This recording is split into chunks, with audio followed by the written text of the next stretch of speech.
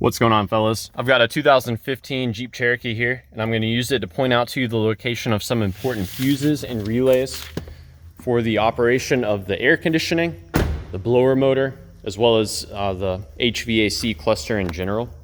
So over here on the driver's side, over by the battery and the computer, we've got this fuse box here. To open it, you just squeeze these two tabs and pull straight up.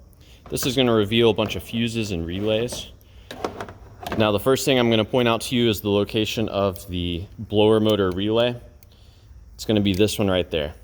So you can remove it fairly easily. Just grab it, yank it out. And as far as swapping this with another relay, kind of tricky on this car, as pretty much all of the relays are essential. But I will suggest, if the car is already running, then you could swap in your starter solenoid relay as a troubleshooting step. If your car starts, you know your starter solenoid relay works, so it'd be a good thing to swap with.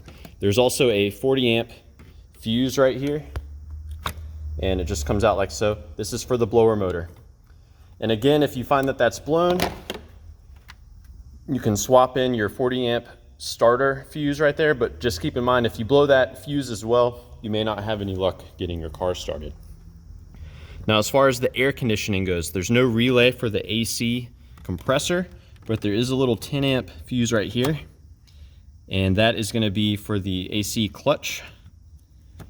So be sure to check that. And if you find that that 10 amp is blown, there's a spare 10 amp fuse. All of these are actually spares right there, so feel free to use any of these.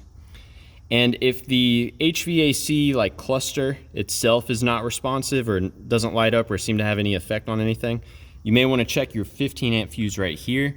That is responsible for the actual HVAC cluster itself. So yeah, I hope this was helpful for you guys. Let me know if you have any questions, or more importantly, any advice about troubleshooting the heat or the AC on your Jeep. I will say, most common culprit of the heat not working well is your car being low on coolant. And the most common culprit of the AC not working is, again, your car being low on Freon. Or possibly, if this radiator fan doesn't come on. If you don't see this moving a lot of air when the AC is on, you may want to check that out as well. So yeah, that's about it for me. I hope this was helpful for you guys.